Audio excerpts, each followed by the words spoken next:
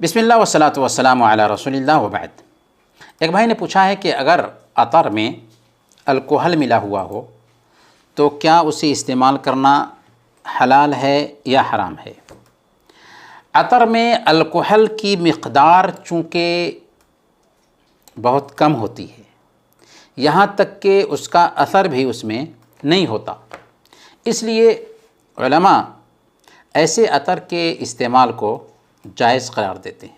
हाँ, अगर किसी अतर में अल्कोहल की मिक़दार बहुत ज़्यादा हो तो बहरहाल उसका इस्तेमाल सही नहीं होगा, लेकिन चूँकि उस अतर को हम खाते नहीं हैं बल्कि बदन पर लगाते हैं और उसकी मिक़दार भी बहुत कम होती है, इसलिए उसे इस्तेमाल करने की गुंजाइश पाई जाती है।